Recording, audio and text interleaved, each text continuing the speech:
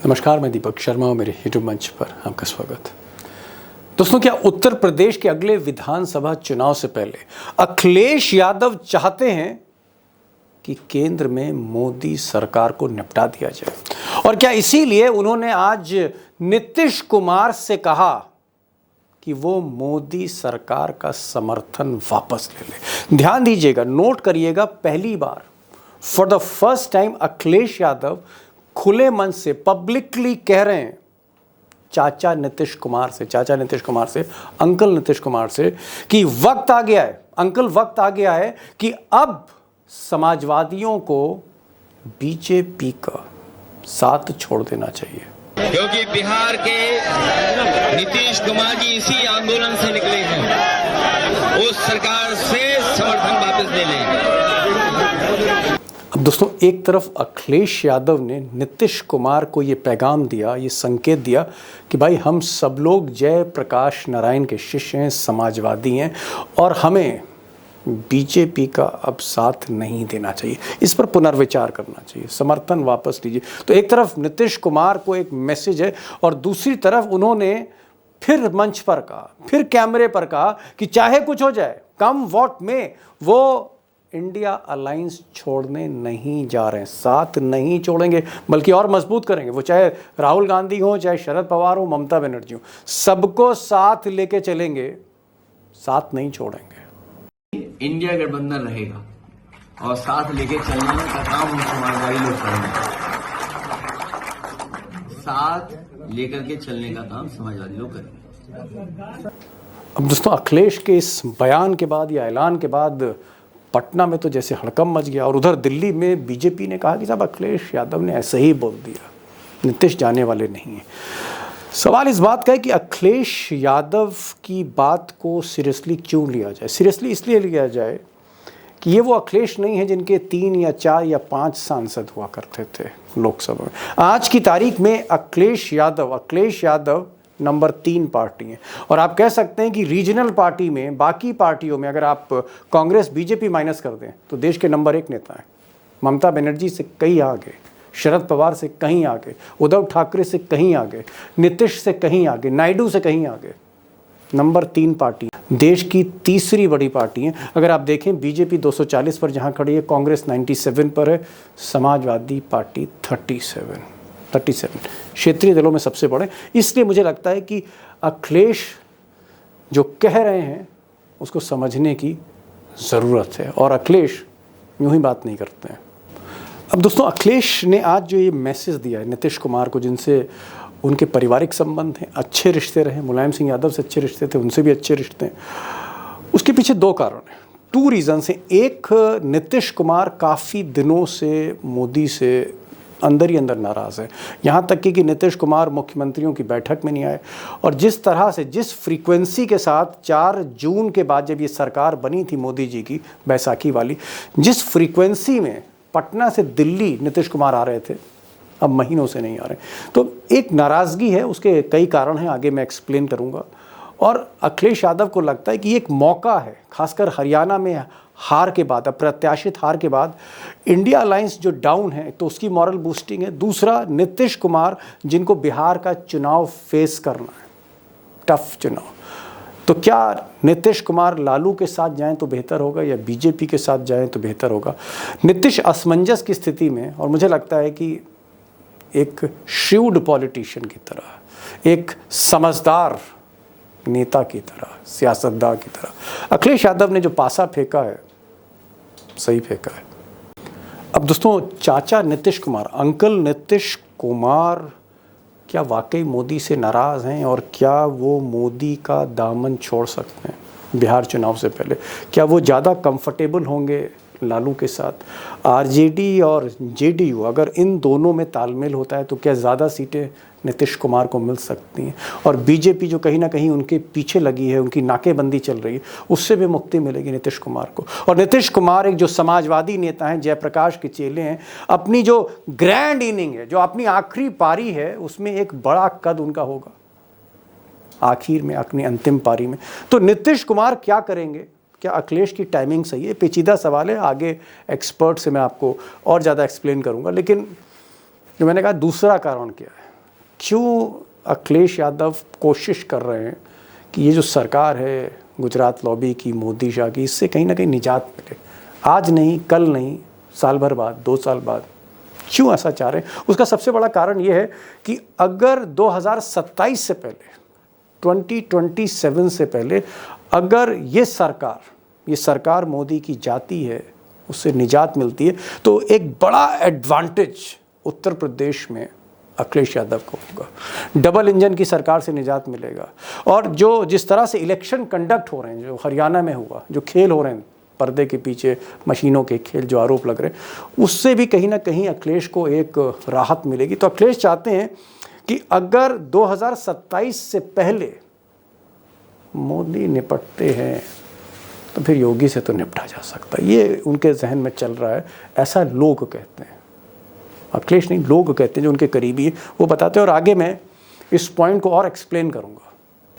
अब दोस्तों, इससे पहले कि मैं बड़ी खबर पर आऊँ, एक चीज़ जो मुझे लगता है आप भी सोच रहे होंगे कि आज ही अखिलेश यादव ने क्यों ये पैगाम दिया नीतीश कुमार को, पहले क्यों नहीं दिया, आज क्यों? आज की जो टाइमिंग थी वो भी अखिलेश ने बहुत अच्छी से सेलेक्ट की थी। आज दरअसल जयप्रकाश नारायण जेपी का आज उनकी जयंती थी, और इस मौके पर अखिलेश यादव जो जेपी इंटरनेशनल सेंटर उन्होंने बनवाया था, थोड़ा सा अधूरा रह गया है, वहाँ जाकर वो जेपी को माला चढ़ाना चाहते थे मूर्ति पर।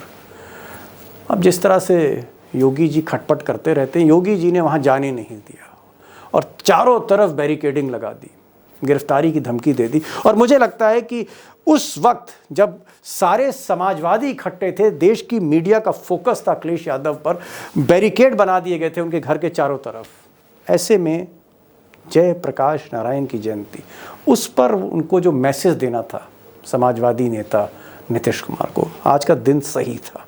और इसलिए आज उन्होंने कहा इस मौके पर कि नीतीश बाबू, आप जेपी के चेले हैं, मुलायम सिंह यादव की तरह, लालू यादव की तरह, आप समाजवादी हैं, छोड़िए भाजपा का साथ छोड़िए। अब दोस्तों, नीतीश कुमार को अगर ये पैगाम कि मोदी का साथ छोड़िए, ये पैगाम कोई और देता, ममता बनर्जी देती, या कोई नवीन बाबू देते, या कोई शरद पवार देते, तो हो सकता है उसके इतने मायने ना हो। लेकिन देश का नंबर 3 नेता, 37 सांसदों वाला नेता, जिसने उत्तर प्रदेश में मोदी को शिकस्त दी, योगी को शिकस्त दी, 37 सीट्स, जिसने अयोध्या जीत लिया, चित्रकूट जीत लिया, अगर वो अखिलेश यादव जो अक्सर ऐसी बातें नहीं करते, अगर खुले मन से बोल रहे हैं, तो मुझे लगता है कि इसके मायने, इसके मतलब, उसकी तह में जाना जरूरी है कि होने क्या जा रहा है। क्योंकि मैंने कहा, एक तो टाइमिंग और दूसरा प्लानिंग, दोनों ही थी। 3 खास मेहमान हैं आज। काफ़ी दिनों के बाद मैंने प्रोफेसर रविकांत को बुलाया है। उत्तर प्रदेश की राजनीति पे छाए रहते हैं और भीतर तक जानते हैं, अखिलेश यादव को भी जानते हैं, योगी को भी जानते हैं, कांग्रेस की पॉलिटिक्स समझते हैं। प्रोफेसर रविकांत को बुलाया। नीतीश क्या वाकई इस बयान को सीरियसली लेंगे आगे चलकर, और क्या नीतीश और लालू के बीच में अभी भी संवाद है? मैंने कहा अभिषेक बाबू को मैंने आज बुलाया, अभिषेक कुमार को बुलाया है जो बिहार के एक्सपर्ट हैं। उनसे मैंने पूछा है कि भाई क्या लालू और नीतीश में बातचीत हो रही है? सुनिएगा आगे वो क्या कहते हैं। और साथ में उमाकांत लखेड़ा होंगे, एक पर्सपेक्टिव, 360 डिग्री पर्सपेक्टिव देने के लिए पॉलिटिक्स का, कि अगर ऐसा कुछ होता है, ऐसी खिचड़ी पक रही है, तो बिना शरद पवार के, बिना उद्धव ठाकरे के, बिना ममता बनर्जी के, अरविंद केजरीवाल के, राहुल गांधी, इन सब से बातचीत करने के बाद ही छोटे उस्ताद ने सोचा होगा। छोटे उस्ताद मतलब अखिलेश यादव। चलते एक्सपर्ट से बात करते हैं। पहला सवाल मेरा प्रोफेसर रविकांत से। प्रोफेसर साहब, एक लंबी लकीर खींचने की कोशिश कर रहे हैं। अखिलेश यादव कह रहे हैं कि इंडिया अलायंस को मैं मजबूत बनाऊंगा, साथियों को लेकर आऊंगा, और दूसरी तरफ कह रहे हैं नीतीश कुमार से कि अंकल आप आइए साथ में, बहुत हो चुका, यूपी प्लस बिहार बीजेपी साफ। इस नारे को दोबारा अखिलेश यादव ने उठा दिया है आज। बहाना जो भी हो, लेकिन एक बड़ी लकीर खींचने की अखिलेश यादव कोशिश कर रहे हैं। जी दीपक जी, देखिए, देश की तीसरी सबसे बड़ी वो पार्टी के नेता हैं, देश के सबसे बड़े सूबे में मुख्य विपक्षी दल हैं, और निश्चित रूप से नीतीश कुमार जी के साथ जो उनके संबंध हैं वो भी किसी से छिपे नहीं है, बड़ी नजदीकियां हैं। और ये जो बयान उनका है आज का, इसे मैं सिर्फ उनका निजी बयान नहीं मान रहा हूं, बल्कि मुझे लगता है कि इसके लिए जो परिस्थितियां बन रही हैं, उन परिस्थितियों के मद्देनजर भी ये बयान गया है। ये सिर्फ लखनऊ का नहीं है, इसमें कहीं ना कहीं दिल्ली भी शामिल है। तो एक सामूहिक जो आवाज हो सकती है, मतलब आप कह रहे हैं कि कहीं ना कहीं अखिलेश यादव की सहमति राहुल गांधी से है और ये एक तरह का पैगाम इंडिया अलायंस की तरफ से जा रहा है कि चाचा छोड़ो, अब बहुत हो गया, इस झोले वाले को छोड़ो। और वो भी समाजवादी जयप्रकाश नारायण की जयंती पर ये बयान, क्योंकि जयप्रकाश नारायण वो है जिनकी संपूर्ण क्रांति के आंदोलन से उनके वो तमाम चेले निकल करके आते हैं, चाहे नीतीश हो, लालू हो, मुलायम हो, शरद यादव हो। तो उस विरासत को आज सबसे ज्यादा जिनके कंधों पर जिम्मेदारी वो नीतीश कुमार है। तो वो चीज याद दिला रहे हैं अखिलेश यादव, एक तरह से उनके भीतर के समाजवादी मूल्यों के और उनके प्रहरी नेता को एक तरह से वो कहीं ना कहीं रेखांकित कर रहे हैं, उनको उनके भीतर के समाजवाद को पैदा करने की कोशिश कर रहे हैं। तो ये एक बड़ा मैसेज है मुझे लगता है। नहीं, आप क्या कहना, बड़ा मैसेज तो है, लेकिन आपको डॉक्टर साहब लगता है कि ये एक प्री प्लान था कि भाई इस तारीख को जयंती आएगी, इस तारीख को हमें माला पहनानी है जयप्रकाश नारायण को, और जाहिर तौर पर योगी उनको माला पहनाने के लिए जाने नहीं देंगे क्योंकि वो जो पूरा कंस्ट्रक्शन वहां पर हो रहा है, और फिर जेपी के बहाने वो नीतीश कुमार को आह्वान करेंगे। तो क्या आपको लगता है टाइमिंग, ये जो सारी चीजें थी, एक दिन तय कर लिया था पहले से अखिलेश ने कि इस दिन ये पैगाम भिजवाना है चाचा को? हाँ, निश्चित रूप से। देखिए, यहीं पर पिछले साल भी वो दीवार कूद करके गए थे, वो जो गेट बंद था उसको कूद करके गए थे माल्यार्पण करने के लिए। तो उनको मालूम था कि योगी जी की हट क्या होगी यहाँ पे, वो फिर से वही करेंगे, उनको नहीं जाने देंगे। और कहीं ना कहीं उनको दिल्ली की तरफ से, माने इंडिया अलायंस की तरफ से कुछ ऐसे संकेत भी मिल रहे होंगे, या परस्पर बातचीत जो चल रही होगी उसमें ये संकेत निकल करके आ रहे होंगे कि अगर चाचा थोड़ा सा मन करें तो फिर हम लोग भी तैयार हैं। अखिलेश यादव ने एक तरह से नुमाइंदगी की है, एक पहल की है, और नीतीश कुमार के पाले में गेंद डाल दी है कि वो समाजवाद के जो प्रहरी रहे हैं, कम से कम उनको ध्यान में रख करके अगर वो आना चाहें तो देश उनका स्वागत करेगा। ये संकेत मुझे लगता है। जी जी जी। प्रोफेसर साहब, जो नीतीश कुमार और अखिलेश यादव और समाजवादियों का जो ताना बाना है, आप कह सकते हैं पूरा रिसर्च है, और कांग्रेस को भी समझते हैं। इन्होंने एक बड़ी बात की, इन्होंने कहा कि भाई अखिलेश ने इंडिविजुअली नहीं बोला, अकेले नहीं बोला है, राहुल गांधी की सहमति है इसमें, शरद पवार वहां भी बातचीत हुई होगी, यानी कुल मिलाकर इंडिया अलायंस की तरफ से ये पैगाम नीतीश कुमार को जा रहा है, जो इंडिया अलायंस के सूत्रधार रहे, जिन्होंने इंडिया अलायंस को खड़ा किया, आर्किटेक्ट उनको माना जाता है। अभिषेक भाई, चाचा को भतीजे ने पैगाम तो भेजा है, एक भतीजा जो है वो पटना में है उनका, एक भतीजा लखनऊ में, और ये कोई दबी छुपी बातें नहीं है। अखिलेश बहुत कंफर्टेबल हैं नीतीश कुमार से। अब अखिलेश का ये कहना कि भाई ये मोदी जी को छोड़िए, ये गुजरात लॉबी को छोड़िए, बहुत हो गया।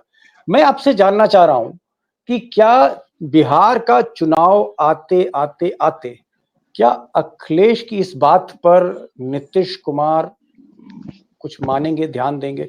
क्या नीतीश कुमार भी थोड़ा बहुत परेशान हैं गुजरात लॉबी से? क्या ये जो एक इनविटेशन दिया है, आमंत्रण दिया है, क्या ये न्योता लेंगे चाचा, या चाचा मस्त हैं पटना में? दीपक जी, सुना होगा आपने, अब चूंकि जेपी का जिक्र है तो सिंहासन खाली करो की जनता आती है।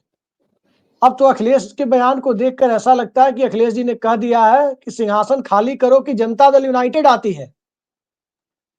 क्योंकि एक तरह से जिस तरह से अखिलेश यादव बोल रहे हैं, और वो भी जयप्रकाश नारायण से जुड़ा हुआ मुद्दा है, और इन सब से आगे बढ़कर इंडिया गठबंधन के नेतृत्व के मुद्दे को ही एक बड़ा सवाल बनाया गया था, जिस वजह से नीतीश कुमार इंडिया गठबंधन से अलग हुए थे, या यूं कहे ममता बनर्जी अलग होते होते बची थी। अब उस सवाल पर अखिलेश यादव अपनी तरफ से कुछ कह रहे हैं, तो निश्चित तौर पर यह मानकर चलिए कि वो अपनी तरफ से नहीं बल्कि इंडिया गठबंधन की तरफ से कह रहे हैं। उनके बयान भी इसकी तस्दीक करते हैं दीपक जी, तो इंडिया गठबंधन को साथ लेकर चलेंगे। मैं चाचा का हाल पूछ, भाई आप तो चाचा की नब्ज चाचा की जो नब्ज मैं है उस उसी पर पे आ रहा लोग हूं। कहते हैं कि भाई अभिषेक बाबू का हाथ है। आप तो हमेशा नहीं, मैं नब्ज उसी नापते पर आ रहते रहा हैं हूं। 365 दिन। मैं ये कह रहा हूं चाचा नहीं, मैं की उसी नब्ज पर आ क्या रहा हूं। बोल रही है। देखिए, चाचा की नब्ज क्या बोलेगी। चाचा की स्थिति यही है कि दिल्ली में कोई बड़ा ऑफर मिल जाए तो एक ओके, ग्रेसफुल पॉलिटिकल रिटायरमेंट हो जाए, और दिल्ली में बड़ा ऑफर नहीं मिलता है तो विधानसभा चुनाव तक भारतीय जनता पार्टी के साथ इसलिए रहना है क्योंकि विधानसभा में उनकी पार्टी राजद से बड़ी पार्टी हो जाए, ताकि राजद के साथ एक स्मूथ अलायंस और स्मूथ ठीक। गवर्नेंस के लिए रास्ता तैयार हो सके। लेकिन अब नहीं ऐसा अखिलेश तो यादव नहीं का लग रहा। ऑफर। देखिए भाई, देखिए एक चीज और, क्योंकि अखिलेश जी की रिश्तेदारी है, अखिलेश जी का जो परिवार है और लालू का परिवार है, इसकी रिश्तेदारी सबको पता है, आपको भी पता है। तो ऐसा तो नहीं है कि अखिलेश यादव आज लालू और तेजस्वी के लिए बैटिंग कर रहे हैं कि भाई आओ नीतीश जी आओ, बारात खड़ी है आ जाइए, ऐसा कुछ है। देखिए दीपक जी, इसमें दो बातें हैं। कौन कौन नहीं चाहेगा आज की तारीख में कि वो प्रधानमंत्री ना बने या वो प्रधानमंत्री ना बने। कौन नहीं चाहेगा। अब कोई हिस्टोरिक ब्लंडर कहने की स्थिति में नहीं है कि नहीं बनेगा और 4 साल बाद कहेगा कि हिस्टोरिक ब्लंडर किया था। अब जो स्थिति है उसमें नीतीश कुमार को दिल्ली में कोई बड़ा ऑफर मिलता है इंडिया अलायंस बड़ा की तरफ ऑफर। से, क्योंकि संसद का जो इक्वेशन आप देखें, वो नीतीश कुमार के साथ यदि नायडू भी आ जाते हैं, महाराष्ट्र का भी चुनाव होना समझ है, गया, शिंदे गुट के सांसद गॉट भी द अपनी पॉइंट। लॉयल्टी चेंज करते हैं, तो फिर एक बहुत बड़ी भूमिका की प्रस्तावना आपको दिखेगी कि अखिलेश यादव ने आज लिखी है। समझ गए। आप ये कह रहे हो कि भाई अखिलेश यादव ने अगर राहुल गांधी से बात कर ली है, शरद पवार से बात कर ली है और जयप्रकाश नारायण की जयंती के मौके पर इनवाइट कर दिया है जयप्रकाश के चेले नीतीश कुमार को, भाई आ जाओ हमारे साथ। लेकिन आप कह रहे हैं कि कोरे कागज पर, सिर्फ इनविटेशन पर, बस एक आपने लिफाफा भेज दिया, उस लिफाफे पर नीतीश गौर करने वाले नहीं है। नीतीश जी को लिफाफे के साथ एक पैकेज चाहिए कि भाई हमको जी बुला रहे हो तो खाली पीली मत बुलाओ, हमको ये भी जी बताओ कि ऑफर क्या है। ये अब कह रहे हैं ऑफर जी, आना निश्चित चाहिए। तौर पर ऑफर देने की स्थिति में अब कांग्रेस भी आ गई है हरियाणा के बाद। हरियाणा के पहले 99 लोकसभा सीटों तक पहुंचते ही ये कहने में कोई गुरेज नहीं है कि कांग्रेस पार्टी के अंदर भी अकड़ आ गई थी कुछ। ऑफ द रिकॉर्ड कांग्रेस के कई नेता इस बात को कहते थे कि भाई सबसे ज्यादा सीटें हमारी है, सरकार अगर कोई वैकल्पिक बनती है केंद्र में तो नेतृत्व हम करेंगे, किसी दूसरे के साथ क्यों नेतृत्व दें हम।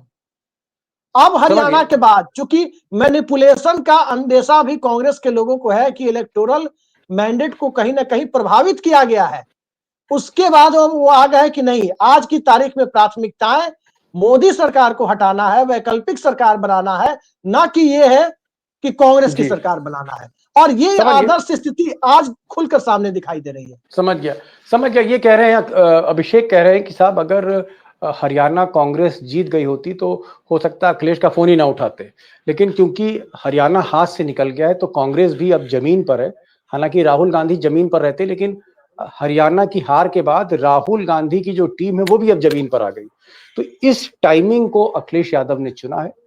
कांग्रेस भी थोड़ा सा मोलभाव समझ रही है और अखिलेश ने इस मौके का फायदा उठाकर नीतीश कुमार को ऑफर दिया। लेकिन अभिषेक कह रहे हैं कि खाली ऑफर पर चाचा आने वाले नहीं है, कि आप सिर्फ एक इनविटेशन भेज दीजिए, एक ईमेल भेज दीजिए या फोन कर दीजिए, इस पर नहीं आएंगे। उनको एक पैकेज चाहिए, एक ऑफर चाहिए। लखेड़ा साहब, मोटा मोटी नीतीश कुमार कब सीरियस होंगे, उनको ऑफर क्या, उनकी अपेक्षाएं क्या है, मैं ये जानना चाह रहा हूं।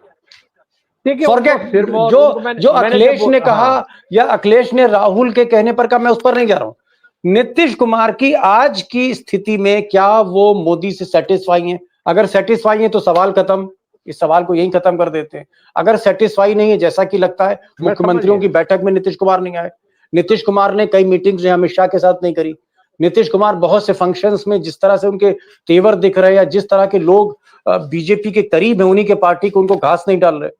नीतीश कुमार कोई बहुत खुश तो दिखते नहीं, लेकिन नीतीश बिल्कुल नहीं कुमार दिखे। चाहे 6 महीने बाद उनको मंजूर क्या होगा, क्या वो कोऑर्डिनेटर की पोस्ट लेंगे या उनको उनकी नजर प्रधानमंत्री पर है? मुझे ऐसा लग रहा है कि नीतीश कुमार निश्चित रूप से 100% ये मोदी से नाराज हैं, बीजेपी से नाराज हैं। वहां बीजेपी के लोग बिहार में जिस तरह की खींचातानी पे लगे हुए हैं, जिस तरह से उनकी अलग अलग दुकानें सजी हुई हैं, ऐसी दिल्ली में हो रहा है कि दिल्ली में नीतीश कुमार जिस प्लानिंग कमीशन योजना नीति आयोग की बैठक में नहीं गए, उसके बाद बिहार को लेकर के कई तरह के पॉलिसी डिसीजन से जो उनकी डिमांड पेंडिंग पड़ी हुई है उनका उनका निपटारा नहीं किया गया। आपको किस्तों में आप चीजें बांट रहे हैं बिहार में, सर पर उनके चुनाव है और आप उनको डोमिनेट, आप सोच रहे हैं कि इधर से प्रशांत किशोर मैदान में आ गए हैं। लोग कह रहे हैं, जनरल परसेप्शन है कि प्रशांत किशोर बीजेपी के लिए काम कर रहे हैं। हालांकि ये मैं कोई आरोप नहीं लगा रहा हूँ, जी। लेकिन ये है कि कई चलिए। फ्रंट, जैसे हरियाणा में कई फ्रंट खोले थे, तो जी, अभी जी, ये जी। है कि, लेकिन एक लास्ट वर्ड मैं इसमें कह सकता हूं कि नीतीश कुमार को निश्चित रूप से, अगर आपको इंडिया अलायंस को ताकतवर बनाना है, बिहार में उनकी खराब अंडरस्टैंडिंग नहीं है लालू प्रसाद या तेजस्वी से, अगर बिहार में उनका दबदबा बढ़ाना है, बीजेपी को आइसोलेट करना है, तो ये मौका है कि इनके जो एमिसरीज हैं, इनके जो दूत हैं जो नीतीश कुमार के संपर्क में हैं, वो उनको ऑफर करें कि आप कन्वीनर होंगे, संयोजक होंगे इंडिया अलायंस के, और जी। मुझे लग रहा है ये सबसे राइट अप्रोच होगी।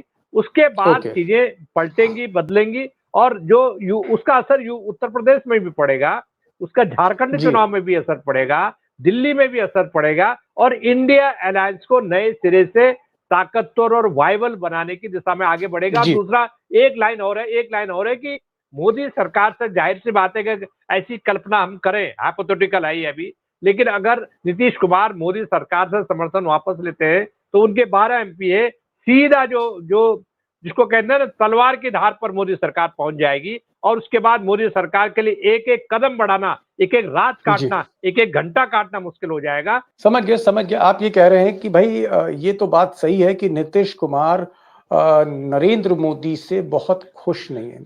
जो नरेंद्र मोदी का मिजाज है, उस तरह का मिजाज नीतीश कुमार का नहीं है।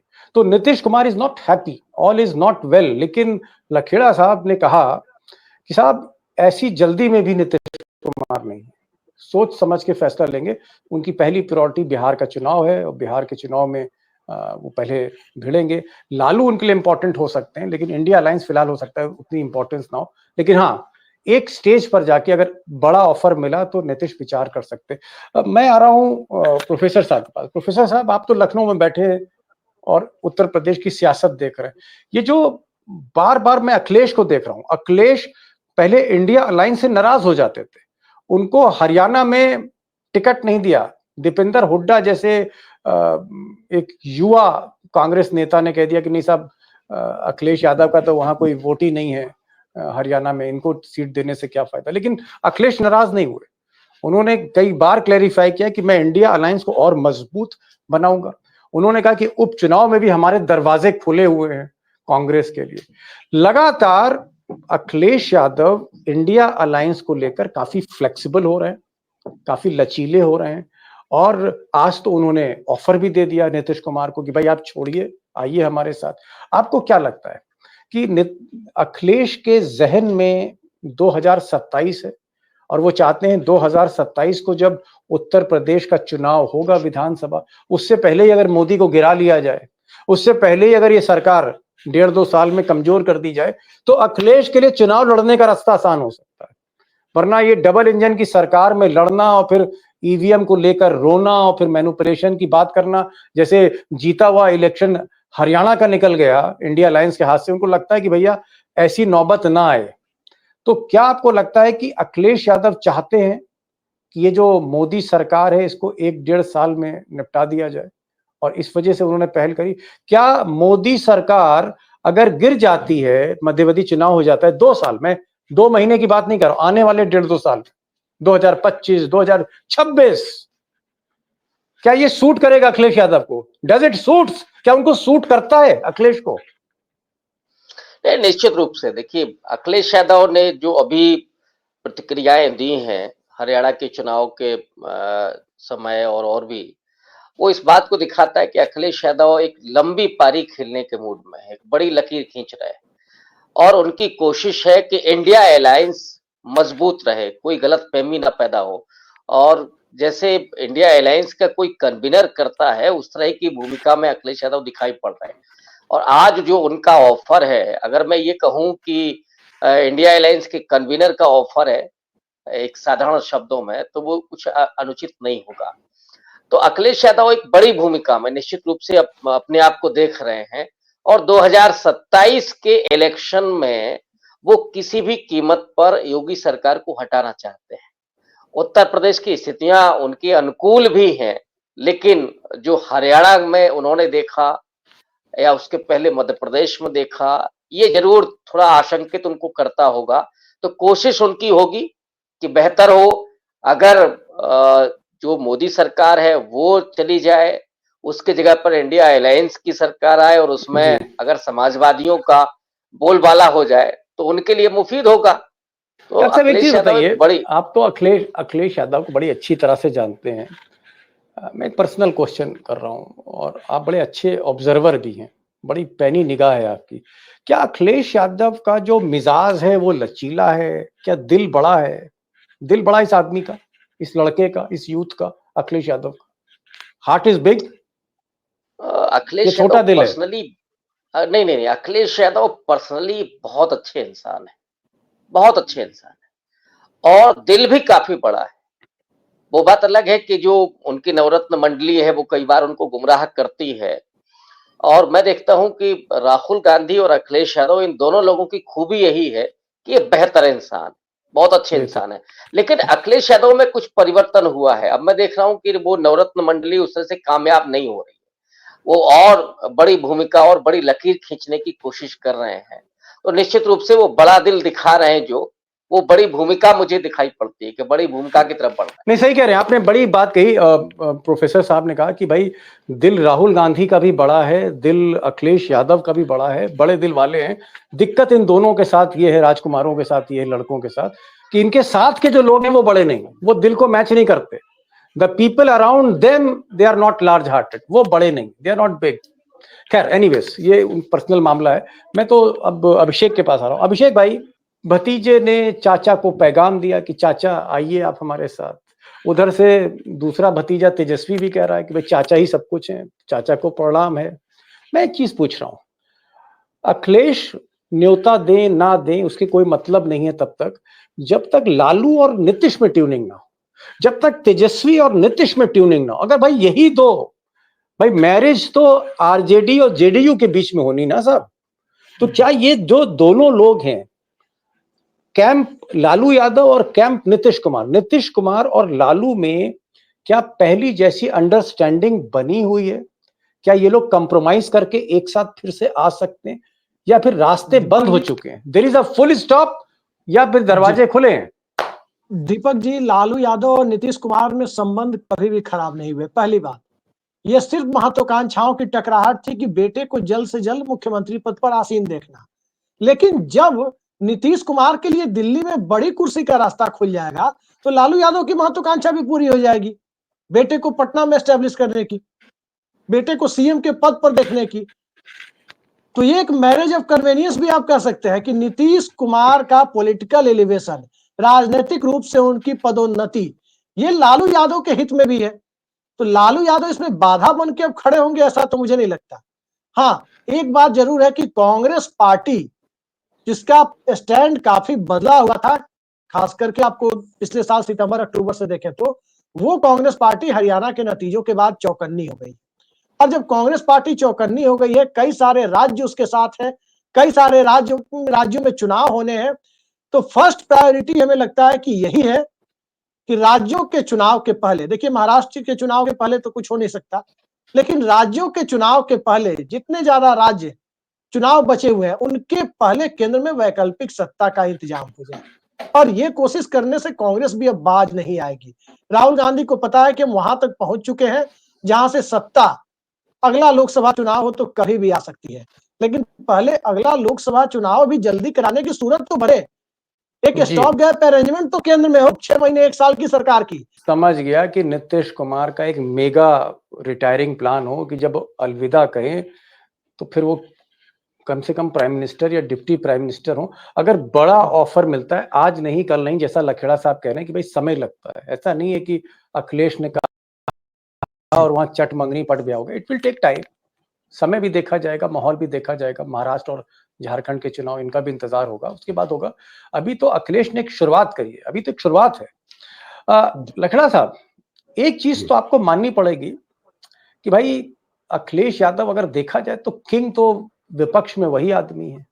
मोदी को पटकनी दे दी, जितनी सीटें अखिलेश यादव लेके आ गया उतनी सीटें कोई ला नहीं पाया, चाहे वो उद्धव ठाकरे हो, ममता बनर्जी हो, चाहे वो नीतीश कुमार हो, चाहे वो लालू हो, चाहे शरद पवार हो, चाहे स्टैलिन हो, चाहे कोई हो। थर्ड लार्जेस्ट पार्टी अकेले दम पर, और यूपी को पटक दिया। और अगर अखिलेश पटकते नहीं तो आज अपने दम पर मोदी सरकार बना रहे होते।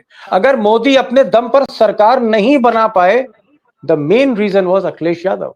अखिलेश यादव 33 पर ले आए बीजेपी को, 40-50 सीटों का नुकसान कर दिया। आपको क्या लगता है कि अखिलेश आज की तारीख में विपक्ष में एजेंडा सेट करने की उनकी हैसियत है? और समय है सिर्फ 1 मिनट से भी कम, सवाल बहुत बड़ा है 1 मिनट के अंदर। मुझे लग रहा है कि अखिलेश यादव ने जो पासा फेंका है या जो पैंतराबाजी की है, जो बोला है कि आप आइए, तो मुझे लग रहा है कि इस पर एक रणनीति बननी चाहिए बजाय पब्लिक में बयान देने के। जी, इस पर रणनीति बननी चाहिए और इस स्पिरिट को मजबूत करने के लिए जो भारतीय जनता पार्टी की मुखालफत करते हैं, जो उसकी घृणा और नफरत की राजनीति से के खिलाफ है, उनको देश के हित में नहीं मानते हैं, उन सब पार्टीज को एक प्लेटफॉर्म पर आना चाहिए हरियाणा का सबक लेते हुए, और फॉलो करना चाहिए उत्तर प्रदेश में जो लोकसभा चुनाव में बीजेपी का मंडियामेट किया गया। तो ये सारी चीजों को जब तक आप जोड़ेंगे नहीं, सबक आप सीखेंगे नहीं, तब तक ये रास्ता आगे बहुत कठिन होगा और सरल होगा अगर आप एक सकारात्मक सोच में, विपक्ष को एक करने के सोच में और नेतृत्व के होड़ में शामिल ना हो। पार्टियां बोले कि आप नेतृत्व संभालिए। जी जी जी। बहरहाल आज दोस्तों आपने पैनलिस्ट को सबको सुना, एक्सपर्ट्स को सुना। किसी ने कहा कि अखिलेश का दिल बड़ा है, साथ में लोग अगर वो भी बड़े हो जाएं तो फिर राजा विक्रमादित्य हो सकते हैं आज की तारीख में राजनीति के। अभिषेक का ये कहना है कि साहब लालू और नीतीश में कभी भी झगड़ा नहीं हुआ, यानी कभी भी मुलाकात हो सकती, हाथ मिलाए जा सकते हैं।